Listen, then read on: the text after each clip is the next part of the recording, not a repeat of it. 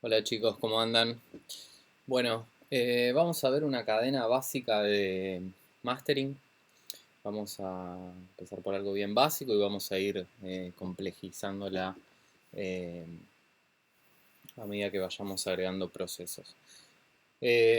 Para trabajar necesitamos un programa, cualquier DAW que permita cargar un audio, reproducirlo, eh, loopearlo y cargar plugins, PSTs. Voy a cargar, acá ya tengo una mezcla que está picando en -6 dB y tiene una profundidad de bits de 24, ¿no? O sea que todavía el archivo está en alta resolución porque todavía seguimos trabajándolo, pero cuando exportemos el máster final lo vamos a hacer en 4400 y una profundidad de bits de 16. Bueno, lo primero que quiero que hagan es que escuchen el tema entero. Yo no lo voy a reproducir entero por cuestiones de- de tiempo y para que el video no sea un embole, pero la idea es que lo escuchen desde el principio hasta el final, intenten identificar problemas o, o cosas que se puedan mejorar, siempre teniendo en cuenta un poco el, el ánimo, el espíritu de la canción y también el género, ¿no? Si es un tema de música electrónica para pista, como es este, que es un tema de house, un tema de house más bien moderno, no es house clásico, pero bueno, digamos que en cualquier tipo de eh, canción o track de música electrónica para pista, lo importante es eh, que el kick y el bajo estén bien presentes, bien definidos, que la dinámica del tema y la compresión sea la correcta, ¿no? Eh, que no sea una cosa toda aplastada donde suena todo fuerte y no tiene movimiento el tema, ¿no? La dinámica, que es la evolución del volumen a lo largo del tiempo, tiene que estar un poco al servicio del groove del tema y lo que es el movimiento del tema, ¿no? Eh, por eso es que es muy importante saber comprimir y saber modificar los tiempos de compresión para poder generar esta sensación. Eh, bueno, lo que vamos a hacer es loopear una parte donde esté sonando eh, todos los elementos, ¿no? Sería como una especie de estribillo. Eh,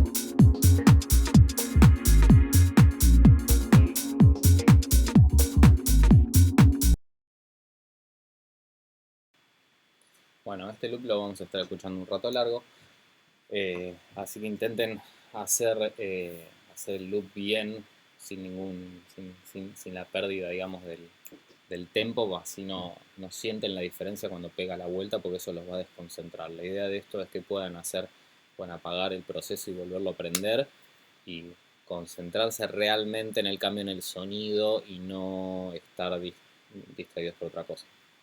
Eh, bueno, fíjense que puse un limitador en el máster. Esto simplemente lo estoy haciendo para subir el volumen. La idea es que este limitador no esté comiendo ni esté haciendo una reducción de ganancia acá que podamos ver en el limitador, sino que simplemente esté como medida preventiva, digamos, de que nada supere los 0 decibeles, para proteger los parlantes, nuestros oídos, y también de poder darle volumen si no tenemos parlantes que tengan mucha potencia o una placa que no entregue mucho volumen. Así que nada, dejémoslo no, o sea, no va a ser el que vamos a usar para cuando terminamos de hacer el máster, pero podemos dejarlo ahí, digamos, media preventiva. Bueno, lo primero que vamos a hacer es poner un ProQ, que es un ecualizador que no introduce distorsión de fase, o sea, es un ecualizador de fase lineal. Si bien todos los ecualizadores, inclusive tienen distorsión de fase, es un ecualizador bastante transparente. ¿Qué quiere decir esto? Que no imprime sobre la señal un color propio del proceso, ¿no? Hace simplemente lo que nosotros le digamos que haga, y no tiene un sonido característico como puede ser un ecualizador que está modelado análogo, ¿no? Que son ecualizadores que están codificados, escriben el código del programa de ese plugin para que emule un poco el sonido de clásicos procesos de la historia de la música.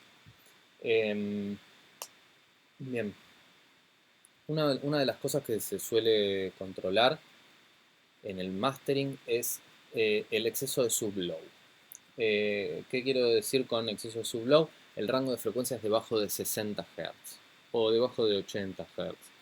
Es un rango de frecuencias que se siente más de lo que se escucha. Si no tenemos un subwoofer, no vamos a poder reproducir estas frecuencias. Y lo que sucede con el exceso de frecuencias, el exceso de energía en esas frecuencias, es que tiende a enmascarar todo el resto del espectro, y tiende a hacer una especie de lo que se denomina como bola, que es un exceso en los subgraves, y también va a hacer que todos los procesos dinámicos que dependan de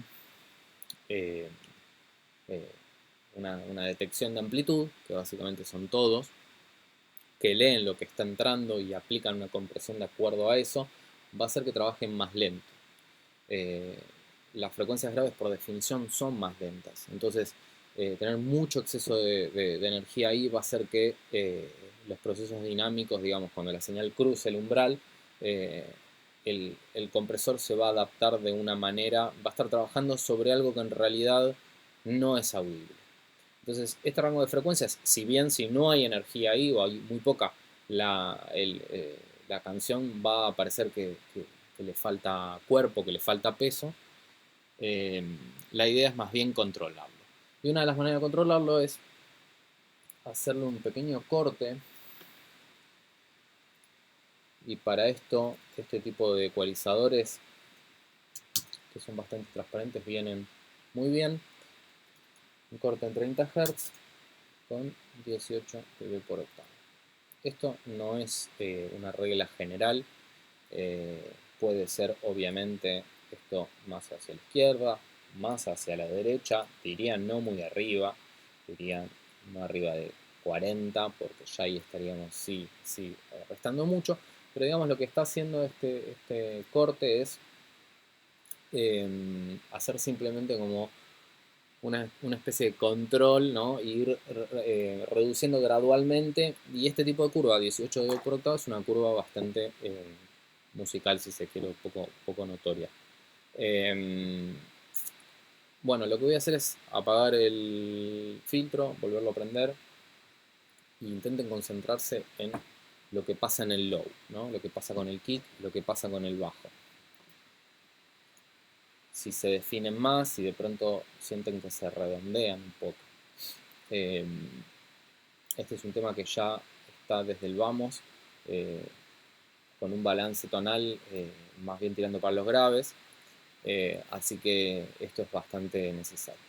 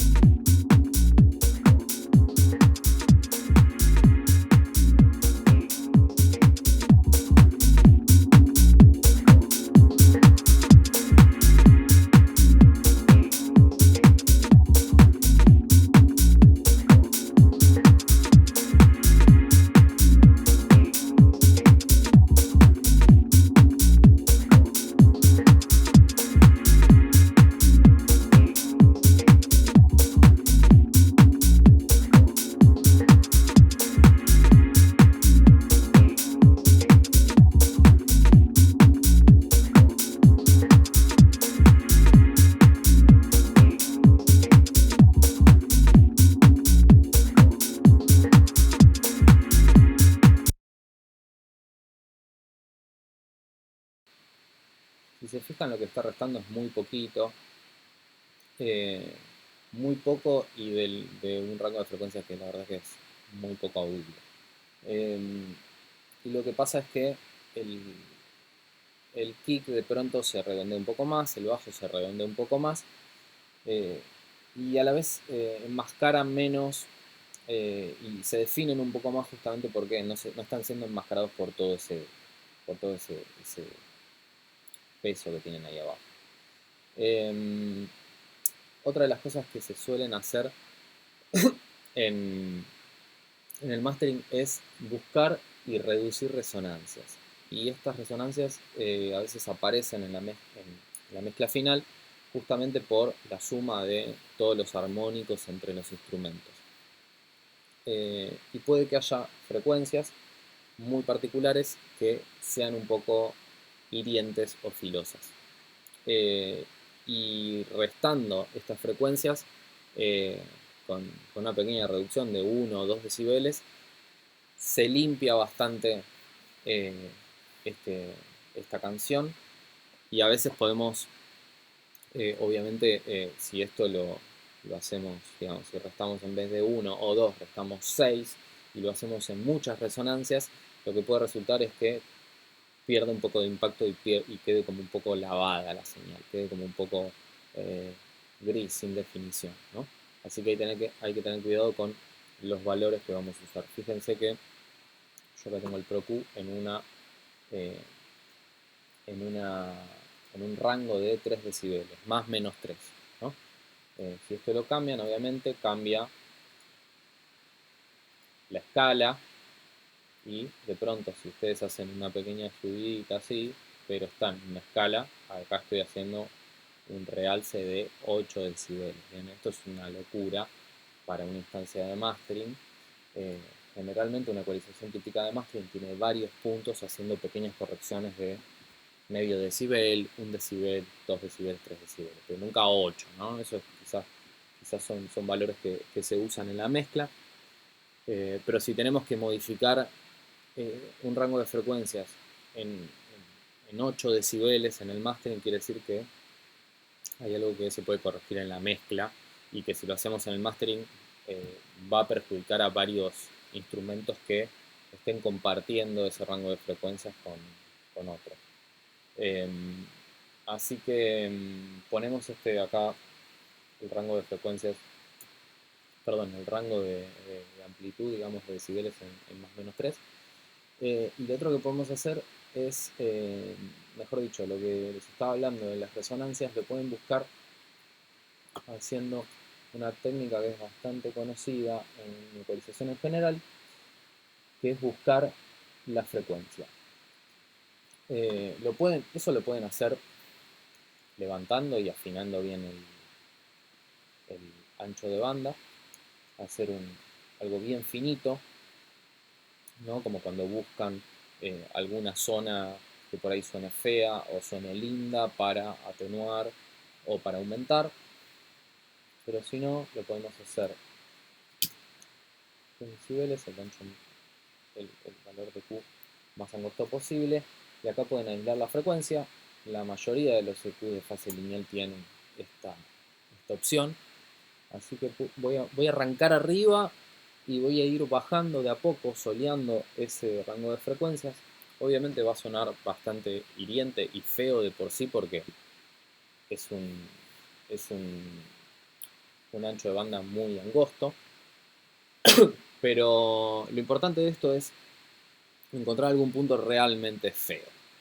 Que se escuche realmente como si estuviese pasando por una distorsión de guitarra y un parlante de bien chiquito, bien barato.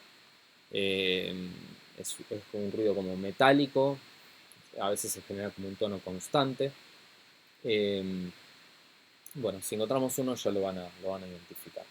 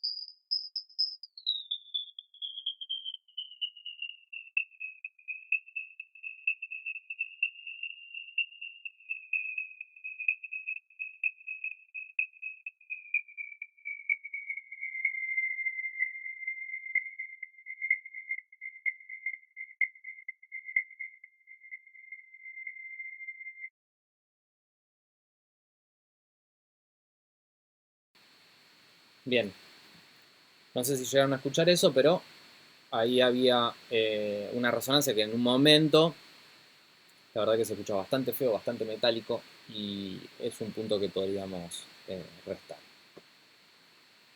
Vamos de nuevo.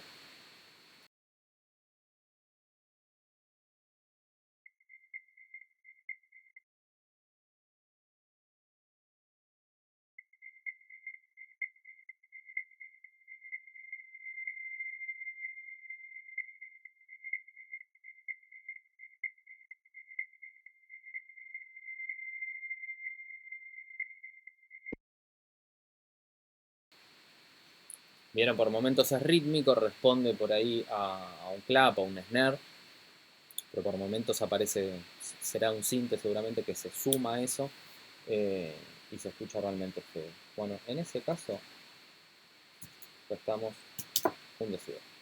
¿Bien? Si es realmente feo, 2 decibeles, o 1,5. Si no es tan feo y lo queremos sacar igual, medio decibel.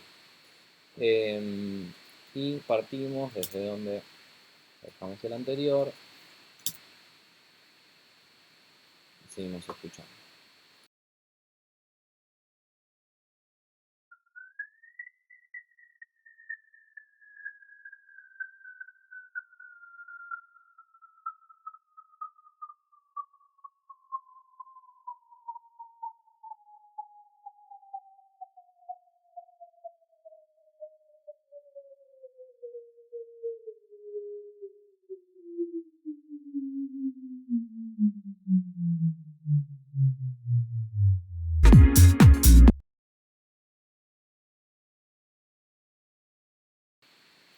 Bien. No había nada más feo. Esta misma técnica podemos hacerla con un rango de frecuencias más grande. Por ejemplo, para identificar eh, dónde está el barro de esta mezcla o el rango de frecuencias donde se están enmascarando eh, los instrumentos graves, como el kick y el bajo, con el resto de los instrumentos, el resto de la batería y el resto de los instrumentos eh, melódicos o medios. Para eso voy a hacer un rango, voy a solear, voy a aislar un rango de frecuencias un poco más grande para ir identificando el kick, el bajo, y después cuando se empiece a colar eh, los medios, ¿no? Todos los instrumentos melódicos del medio, eh, buscar qué rango de frecuencias de esa zona donde se están solapando voy a reducir. Seguramente, teniendo en cuenta que esto es un tema de house, y donde el kick y el bajo son los elementos más importantes, reduzca del lado de los sintes y del lado de la parte instrumental de los medios que del kick y del bajo.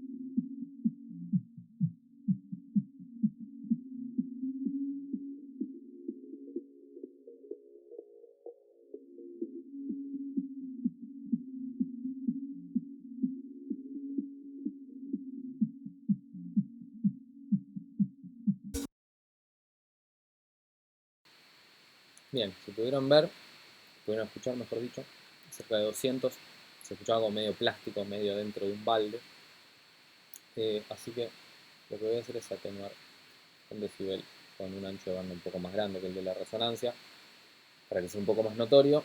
Eh, y esto lo que trae como resultado es separar un poco más lo que son los graves y los instrumentos graves de los medios. Eh, y eso también vale para, por ejemplo, el kick y el bajo. Si nosotros quisiéramos separar un poco más y definir un poco más el kick y el bajo, podríamos buscar dónde está el kick, dónde está el bajo, o de hecho podríamos ir al principio del tema donde el primer minuto es puramente rítmico y el kick está sonando solo, podríamos identificar con un analizador de frecuencias dónde está el kick, dónde pega, ¿no?, en el rango de frecuencias y buscar el punto intermedio con relación al bajo.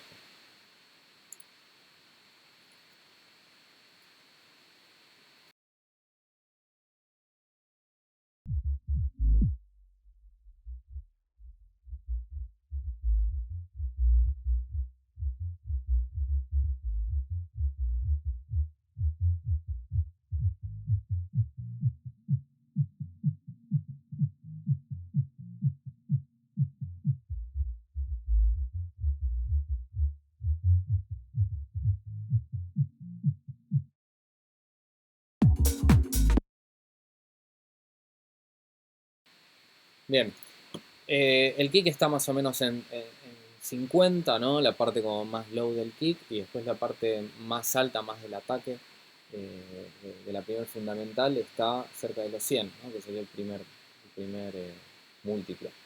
Y el bajo está como ahí en el medio. Así que voy a intentar ahora como levantar y buscar el punto justo entre los dos.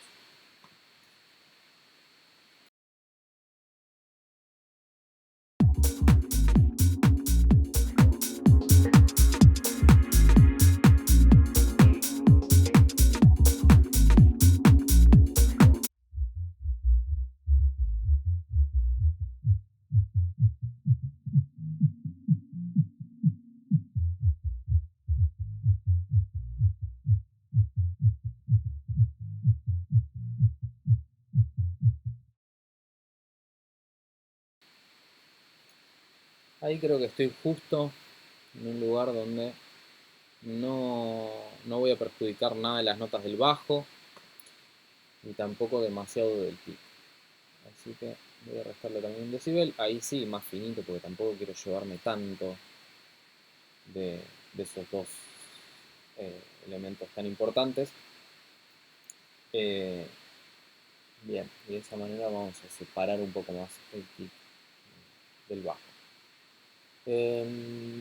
Bueno, acá también podría buscar algo que me resulte particularmente feo. Por ejemplo, el rango de frecuencias entre 2500 y 7000 es un rango de frecuencias al cual somos muy sensibles y está también, somos muy sensibles porque ahí también está como el rango de la inteligibilidad de la voz y la definición de la voz.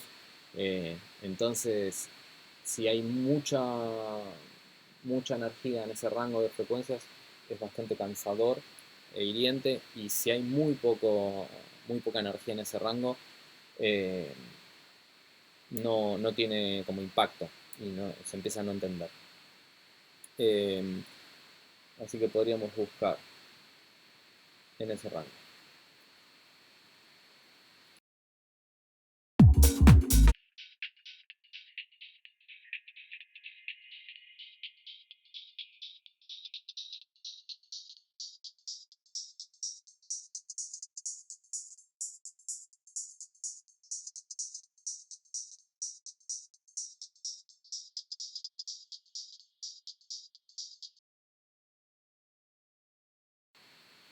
Bien, no escucho nada particularmente feo, no escucho nada particularmente hiriente, así que no vamos a hacer nada.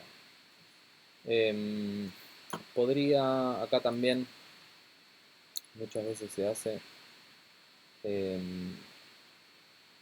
trabajar no en estéreo, en left y right, sino en mid-side. Esto codifica la señal en dos canales, pero en vez de ser izquierdo y derecho es centro y costados. Y acá muchas veces lo que se hace es cortar en los side, en el side. Perdón.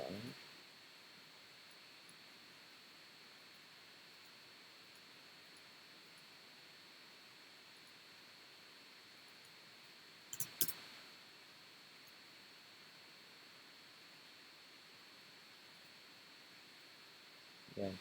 Acá elegimos mid o side. Lo que queremos hacer es cortar el subload del side.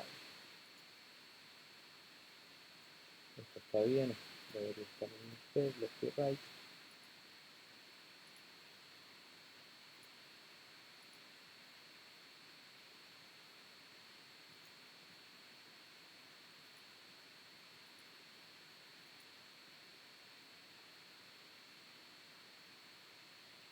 Bien. De esta manera estamos cortando debajo de 100 Hz, no va a haber nada más en el side. O sea, lo que es grave y está en mono va a seguir estando. También tenemos acá esta opción de A, la A en la salida. Va a compensar el volumen de entrada y de salida, así podemos apagar el proceso y escuchar el antes y el después del proceso para ver cómo está sonando.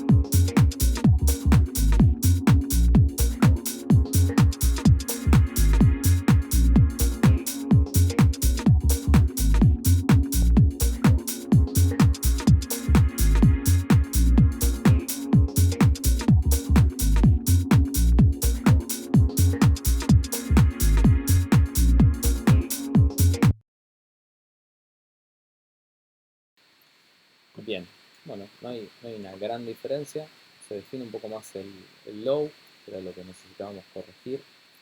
Y ahora vamos a ecualizar, pero vamos a ecualizar ya con un EQ que sí imprima cierto color y que tenga este modelado análogo que estábamos hablando. Por ejemplo, el Pultec. Tenemos la versión de Waves, que se llama Pultec EQP1A. Tenemos la versión de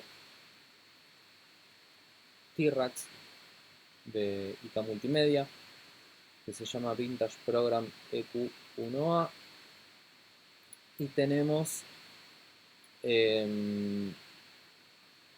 la versión de Universal Audio. Pero si se fijan, los tres son iguales, ¿bien? O sea, cada empresa tiene su versión del mismo proceso. Este es un ecualizador muy interesante, uno de los clásicos analógicos que quedaron así como uno de los preferidos por los ingenieros. Y básicamente lo que sirve este módulo, que es el EQP1A, es para levantar graves y agudos. Y también tiene una atenuación en agudos. Pero básicamente es un ecualizador de 3 bandas. Y la particularidad que tiene es un poco difícil de leer al principio, porque estos 3 controles están juntos, estos 3 controles están juntos y estos 2 controles están juntos. O sea que nosotros podríamos dividir, acá sería una división, acá sería otra, ¿bien? Y tenemos 20, 30, 60 y 100 Hz, ¿bien? CPS son ciclos por segundo, que es lo mismo que decir Hz. Estas 4 frecuencias nosotros las podemos boostear, o sea, aumentar o atenuar. Estos tres parámetros están juntos también. Y por ejemplo, tenemos KCS, que son kilociclos por segundo, que es lo mismo que decir kilohertz. Tenemos 3000, 4000, 5000, 8000, 10000, 12000 y 16000 Hz para levantar, para boostear. No atenuar, atenuar es solo para 5, 10 y 20.000 Hz. ¿Bien? O sea, estos dos controles van juntos. Vamos a ver esta mezcla. Como les decía, el balance tonal está más bien tirado para los graves, ¿no? Y lo que estaría viendo es, me gustaría sacar un poco más el kick, ¿no? Que el kick esté un poco más parejo con respecto al bajo. Para eso voy a ir probando, voy a levantar, voy a bustear bastante para escuchar, para que escuchen la diferencia, y voy a ir pasando de 20, 30, 60 y 100 a ver cuál es el rango de frecuencias que me sirve más. Un poco por lo que estuvimos haciendo con el EQ correctivo, ya es probable que 30 y que 100 no me sirvan porque voy a estar levantando más bien el bajo. Pero vamos a probar. La otra particularidad que tiene este EQ es que al bustear y al atenuar, generalmente en una relación de la mitad, de atenuar la mitad del busteo, o sea, si estoy levantando 4, atenuar 2, esto lo que va a hacer no es que se cancelen entre los dos y que quede un busteo de 2, sino que la curva del ecualizador que está inflando y que está levantando se vuelva más resonante. O sea, se produce una pequeña atenuación antes del busteo. Y eso lo que hace es que en vez de levantar todo y por ahí inflar o generar bola, se vuelva un poquito más ajustado y más definido. Un poquito más agresivo también, más puntiagudo, por así decirlo, donde va a afectar solo el rango de frecuencias que estamos marcando y va a ser una pequeña reducción al lado.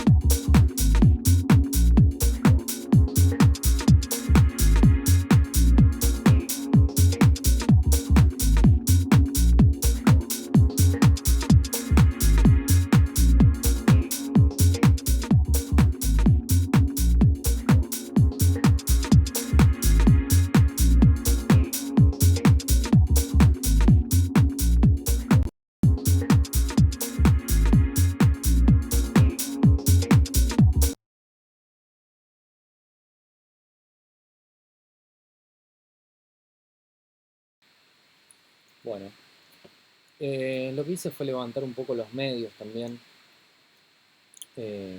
para equiparar un poco la relación, ¿no? Ya que estoy usando más todavía la parte baja, estoy buscando también con un ancho de banda más bien amplio, más cerca del growl,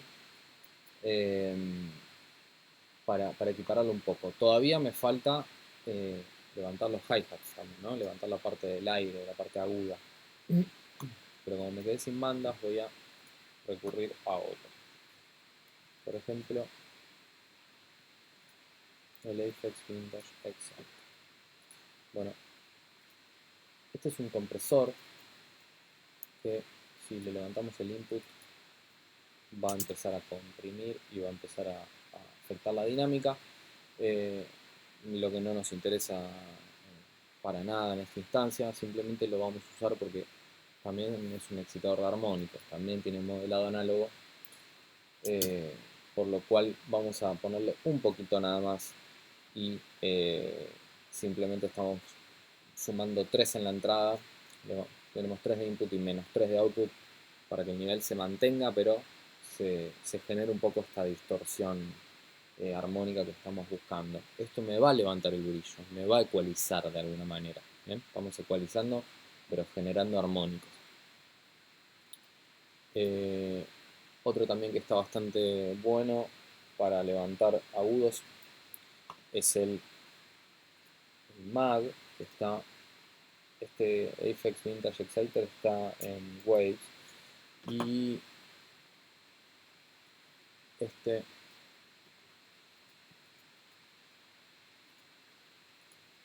está en el paquete de Plugin Alliance, y también está esta banda que se llama Airband, está bastante buena también para levantar agudos. Así que vamos a ver si con una combinación de los dos, con un poco de excitación de armónicos, con un poco de este Q, podemos levantar un poco el brillo y hacer un balance un poco más parecido, que le compita un poco más a los graves.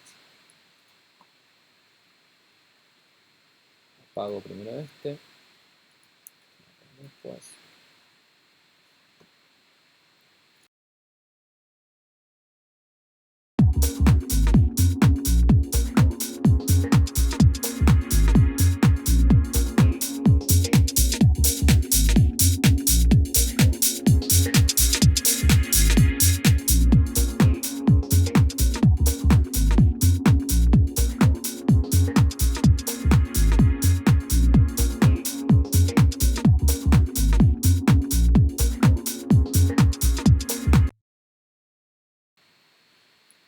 tengan cuidado con este tipo de distorsión, como las distorsiones de cinta o de vinilo, porque si bien le hacen algo muy rico y muy bueno en agudos, se pierden graves. Así que ponerlo de esta manera en el máster, tienen que ser muy cuidadosos de no darle mucho. Vieron que cuando me acerqué a valores como el 8 o el 9 de este proceso, el kick empezaba a desaparecer de pronto. Así que muy poquito y moderadamente.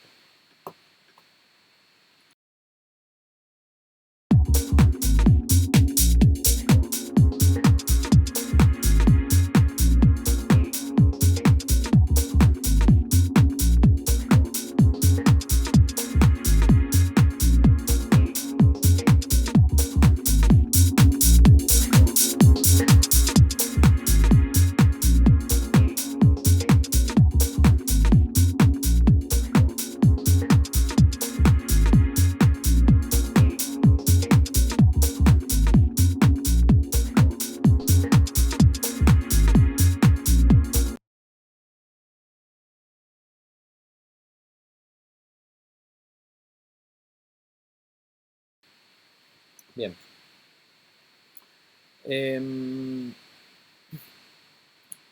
Vamos a pasar ahora a la parte dinámica y vamos a ver un poco también dos clásicos de compresores, como lo es el LA2A,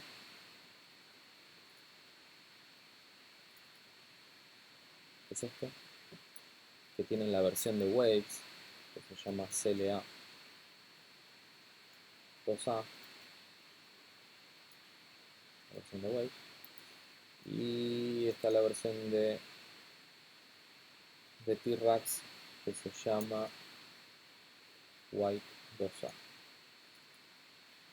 que es también igual. Bien.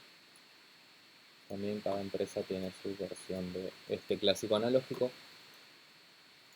que es un compresor óptico. ¿Por qué se le llama óptico? Porque la manera que tenía de detectar la señal entrante, la amplitud de la señal entrante, era a través de una célula fotosensible. Entonces, a mayor cantidad de voltaje, a mayor cantidad de amplitud de la señal que entraba, esa fotocélula se iluminaba y se aplicaba más compresión. A medida que entraba menos amplitud en la señal, de la señal que entraba, esa fotocélula se iba apagando y se aplicaba menos compresión. Entonces esto resulta en una compresión bastante suave y gentil y natural para música. Por ejemplo, funciona muy bien en guitarras, en voces, y siempre que se quiera controlar un poco los picos y los cambios bruscos de dinámica en una señal y se quiera dar un poco más de volumen promedio. Lo podemos, tiene dos seteos para limitar o comprimir, lo vamos a usar en comprimir, y tiene dos controles, es muy fácil. Tiene un control de reducción de ganancia, reducción de picos, que sería reducción de ganancia, que básicamente sería lo que, lo que lo que se produciría bajando el umbral en un compresor digital, en un compresor tradicional. Y, o sea, con esto controlamos la cantidad de compresión que vamos a ejercer y con esto el volumen de salida. Para, obviamente, apagar y prender y tener la comparación del antes y el después a un volumen estable, un volumen igual.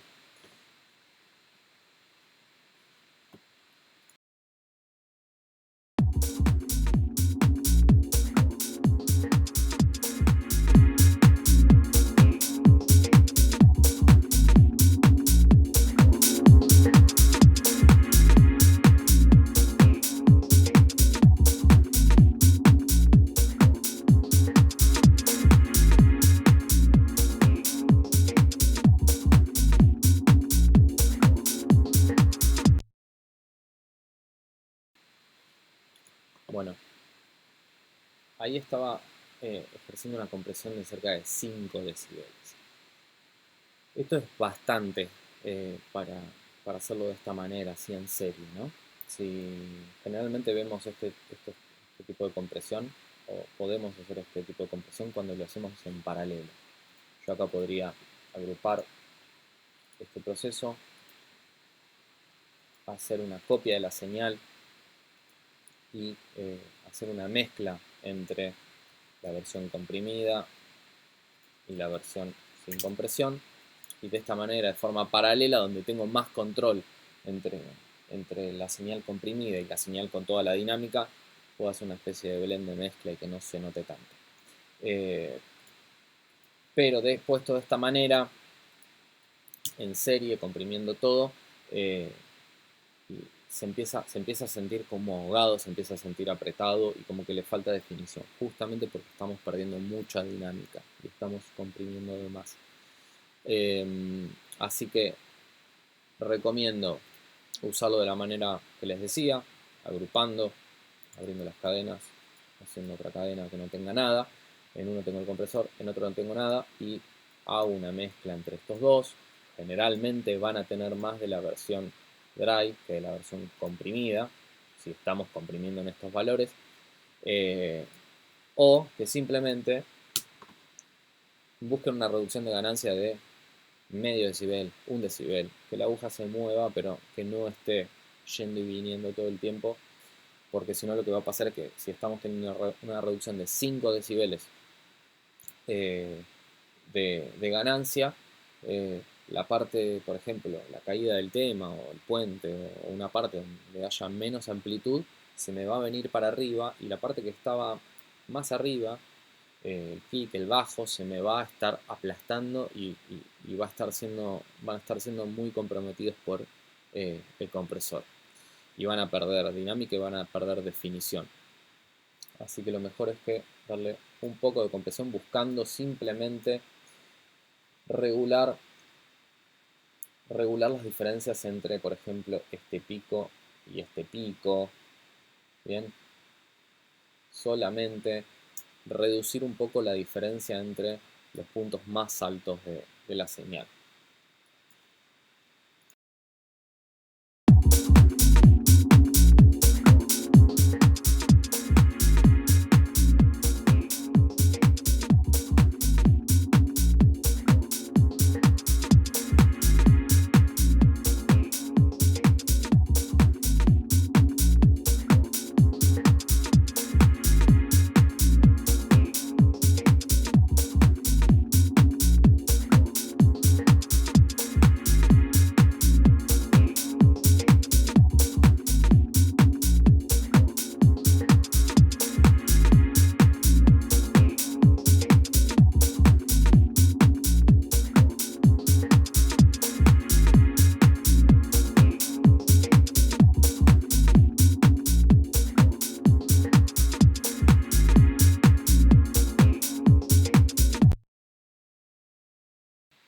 Bien.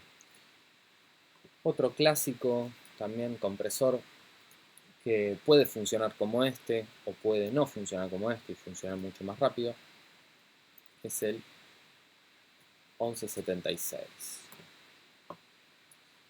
En el paquete de Waves lo tienen como CLA76.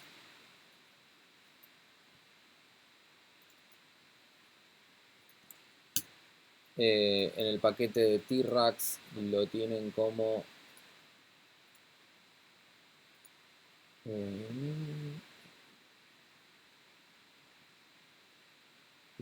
Black 76.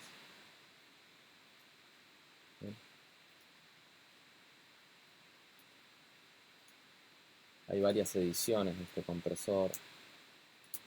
La más popular es la revisión E, que es la que es negra. Esta es la de los modelos más nuevos. Bueno, este compresor también, para modificar el umbral y la cantidad de compresión que ejercemos, no tenemos umbral, al igual que el LA2A, sino que tenemos una perilla de input. Mientras más le demos, la señal más va a ingresar adentro del compresor y eso va a hacer que se estrelle más contra el umbral y se va a ejercer más compresión. Y por el otro lado tenemos el volumen de salida para nivelar. Acá sí tenemos tiempos de ataque y de release, o sea que sí podemos hacer que este compresor sea extremadamente rápido o extremadamente lento. La particularidad que tiene este es que yendo hacia valores chicos, o sea, yendo hacia la izquierda, en contra de las agujas del reloj, tenemos valores lentos y yendo hacia la derecha tenemos valores rápidos. O sea, que si nosotros queremos setear este compresor para que sea extremadamente rápido, el ataque lo tendríamos que poner en 7. Si queremos que pasen ciertas transientes y el compresor no me afecte tanto el ataque de los sonidos, voy a ir más bien para el lado izquierdo. Ahora, si quiero que el compresor no sea tan agresivo y vaya comprimiendo de a poco y vaya comprimiendo todo de forma más homogénea, voy a poner el release tiempos lentos, más bien hacia la izquierda. Si quiero que me haga el efecto de bombeo y de breathing que se le dice a los cambios de dinámica, lo voy a tirar más bien hacia la derecha. Valores altos. Por último, este tipo de bombeo y de breathing tampoco hay que abusar de esto. Cuando se escucha mucho el compresor funcionando y estamos haciendo mucha reducción de ganancia, de pronto un kick va a sonar abajo, bien bajo, y el snare va a sonar bien fuerte. Después por ahí el bajo suena fuerte y el snare bien bajo, y los hi-hats, que deberían ser todos iguales, van a empezar a sonar en diferentes volúmenes, ¿no? Porque el compresor está comprimiendo y largando la señal con un ataque lento y un release rápido, entonces se escucha mucho el sonido del compresor trabajar. Así que lo que vamos a buscar es también una pequeña reducción y un poco dejar pasar el ataque de los sonidos y darle un pequeño de respiro antes del próximo bombo. Hacer una pequeña bajadita de volumen, comer un poquito del sustain del sonido para que cuando aparezca el otro bombo cree más sorpresa y sea como un poquito más emocionante.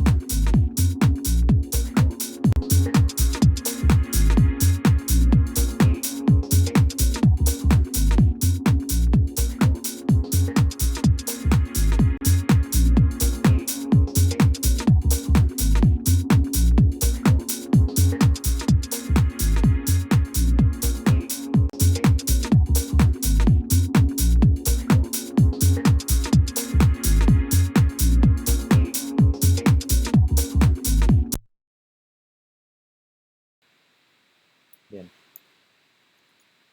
Al principio se escuchaba mucho el compresor funcionando, estaba el input muy fuerte y quedaba bastante raro.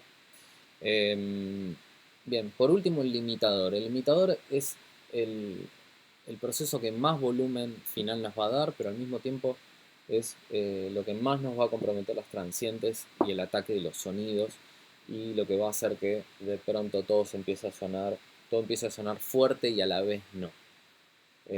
Cuando perdemos mucha dinámica, cuando perdemos mucha diferencia entre los momentos altos y los momentos bajos del volumen, no tenemos contraste y por lo tanto no se percibe tan fuerte como si lo subiera. Así que regla general por ahora con el limitador, que no coma más de 3 decibeles.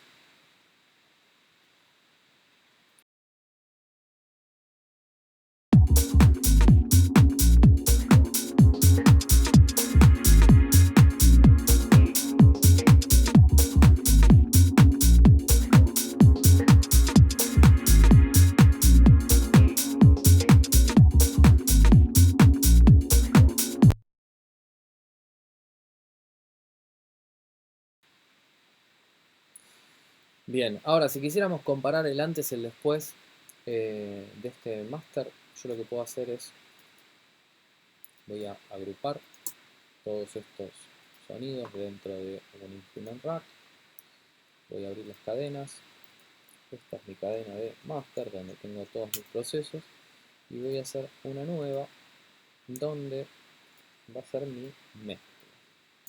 Y esta mezcla, voy a apagarlo, no quiero que los dos suenen al mismo tiempo. A esta mezcla le voy a poner un limitador para tener el mismo volumen entre uno y otro.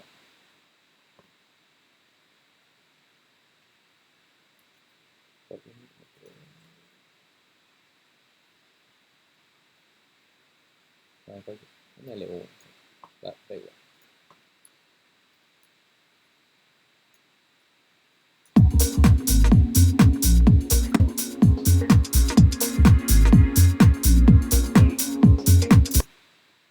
Entonces, cuando solee esta mezcla, voy a escuchar la mezcla limitada, ¿no? Con el volumen levantado, apenas hay una reducción de ganancia. Cuando suelto el solo, va a sonar la cadena que está encendida, que es el master.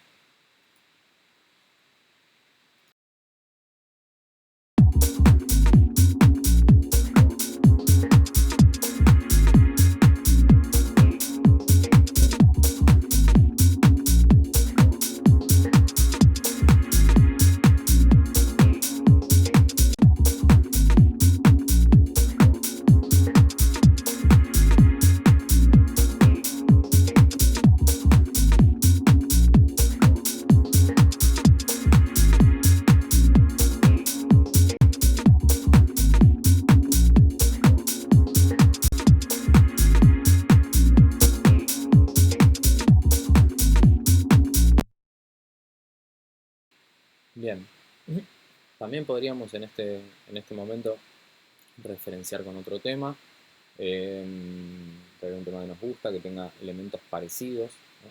que sea parecido en cuanto a sonidos, y ver más o menos cómo está nuestro máster con respecto a eso. También esto nos sirve para saber si estamos comprometiendo mucho la dinámica, si nos estamos yendo demasiado de la mezcla, del planteado en la mezcla. Por ejemplo, yo lo que estoy escuchando acá y a lo que volvería un poco es restarle un poco de agudos. Me parece que queda muy brillante con respecto al original. La idea tampoco es cambiar la mezcla, sino acercarla y mejorarla.